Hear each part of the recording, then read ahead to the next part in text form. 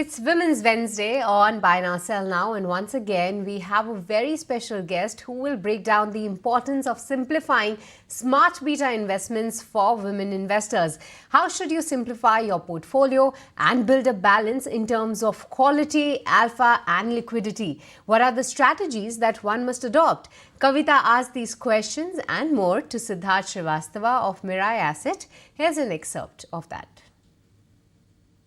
Hello and welcome to this very special edition of Women's Wednesday powered by Mirae Asset Investment Managers India. I'm Kavita Thapliyal and today I have with me Siddharth Srivastava, Head ETF Product and Fund Manager, Mirae Asset Mutual Fund. Hi and welcome to this very special discussion on women investing. And with Siddharth, we are going to be focusing on smart beta strategies for women. But before that, let's just understand. When we talk about passive investment, when we talk about ETF investments, since we are seeing a lot of work in India and a lot of trend where investors are really showing interest towards this particular way of investing, where are the women? Where are they standing?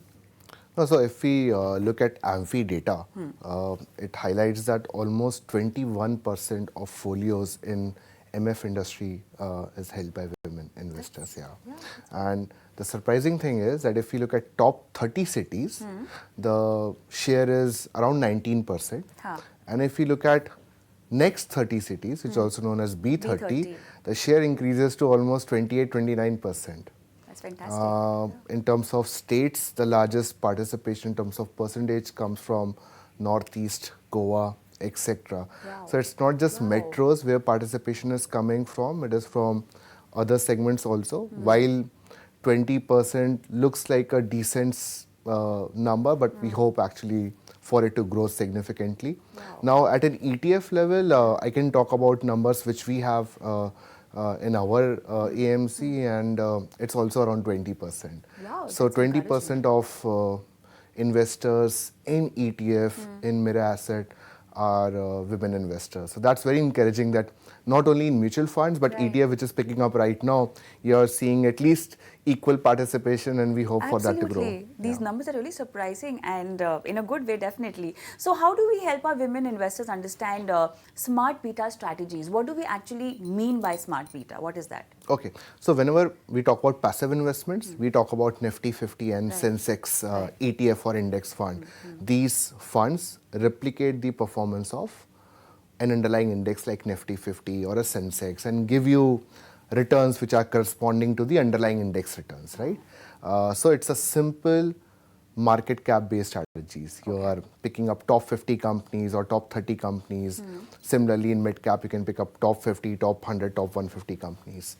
But in smart beta, you are trying to target a certain behavior, certain characteristics, like low volatility, like quality, like momentum. So instead of picking companies based on size, you are picking companies based on characteristics.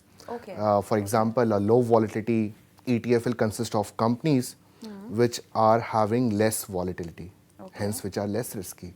Similarly, in quality-based smart beta product, you are picking up companies which are exhibiting quality characteristics, stable profit, lower debt equity ratios, better profitability, etc. So it allows investor to target a certain behavior, certain characteristics, and typically these funds have exhibited that they tend to behave the way these characteristics are supposed to behave. So typically in market turmoils and when markets are choppy, you see low volatility based products or quality based products being more stable. And when markets are doing well in a bull run, you'll see a momentum or an alpha based products doing better. So it allows you to target, allows you to tailor-made your portfolio as per your investment objective and as per your own risk profile. So what kind of ETFs are we talking about over here? Are there specific kind of ETFs where one can go and invest, which have the smart beta strategies attached to them? So the good thing is that there are more than 200 plus ETFs, 200 plus index funds in India right now. And a lot of them are now based on smart beta factors. So there are based on low volatility, they're based on quality, they are based on momentum, alpha, value, equal weighing. Then there comes combination of factors where you combine quality plus momentum, etc. So you have plethora of options. Yeah. But it is also very important to understand how these factors behave. Exactly. Yeah. Right. And then do the investment. Okay. Don't have herd mentality of X person is investing in a X strategy and that might be suitable for me also, because depending on risk profile, different strategies suitable for a different investor. For someone who is risk averse, a low vol or a quality factor is perhaps more suitable. A person who can take more risk, who is bullish about the market in short term or long term, can take investment in momentum and alpha based funds. Right. But then this sounds very easy, yet it's very sophisticated. Okay. Do you think the women investors who want to, who after listening to you might want to invest, this should be their first investment that they could have ever done? So first of all, I think while typically we associate women investors with, let's say, a more safer investment and a long-term investment, but I think if you look at the trends right now, a lot of women investors have opened demat account. The numbers have increased substantially, right? We speak to women investors and they talk about crypto investments, right? Not just equity investments. So I think this is something which requires more understanding. There's no doubt about it. This should not be your first investment. Okay. Your first investment Why should do you be, say that?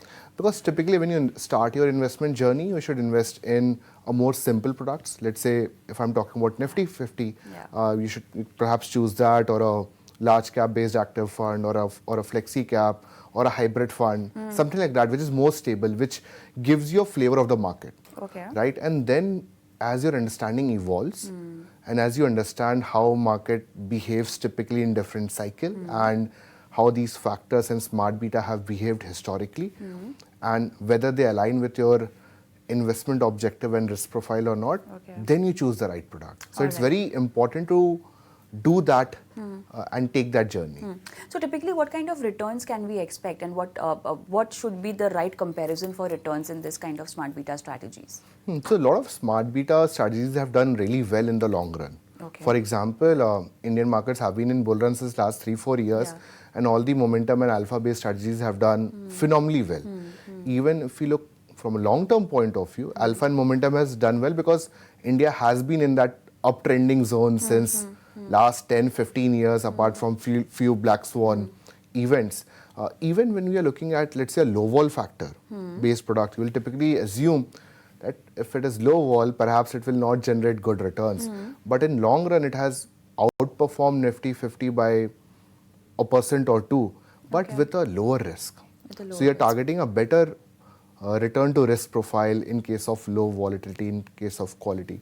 So these products have done well, but it comes with cyclicality. Exactly. I was just coming to that because these kind of strategies would work in phases. So one has to be really patient and one has to really diversify their portfolio. This can be another element in their portfolio that they should really go for if they are risk averse, especially the low vol ones. Absolutely. I'm like, you have to either be genius and you have to be able to time the market really well. For example, especially in case of momentum and alpha based products, and we've seen investors doing that. Really? But then you also have to be conscious that these products can underperform. They can have their own cycle, and then to actually enjoy and to avoid that cyclicality, you have to stay invested for at least one full cycle. For example, if you're investing in alpha right now and markets are choppy right now, it may underperform, right? But if you stay invested for, let's say, 5 years and you catch 2 or 3 good phases of the market, then actually your overall fund returns on alpha might be really reasonable. What's the kind of typical sectors that are made part of these strategies? That's a very good question. So, and that is something which people don't focus on. Achha, And again, all this we are talking about is very intuitive. Yeah. When you talk about low volatility, which are the low volatility segments? It's typically FMCGs, healthcare, etc. So it's defensive segments. And when you look at low vol portfolio, you'll typically find such companies.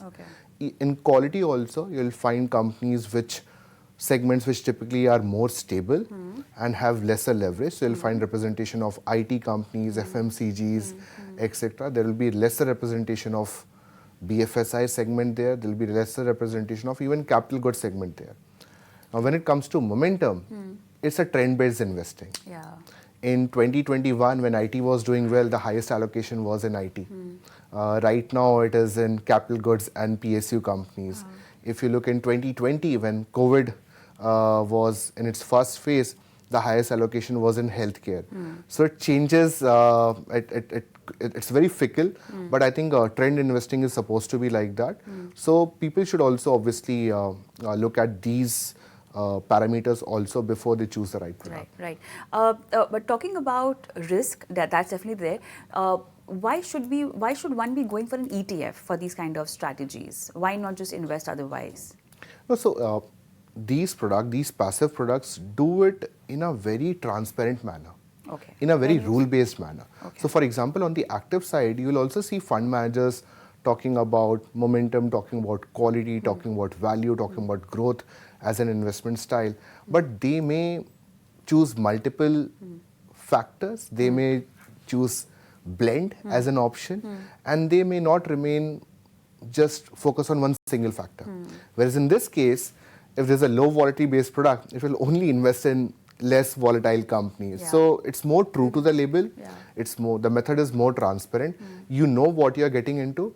And the best thing why Smart Beta is becoming popular is because since they have remained true to the label, the way passive funds are designed and the indexes are designed, they have behaved in a certain manner more often than not. And I think that sorts of give comfort to a client that, okay, if markets are choppy, more often than not, low vol will do well. If markets are in a bull run, more often than not, momentum will do well. And that sort of surety gives confidence to investors to choose Smart Beta products. All right. So in a nutshell, that's all about Smart Beta strategies for our smart women investors. Thank you so much for being on the show today. Thank you so much. Thank you. That'll be all. Thank you so much for watching.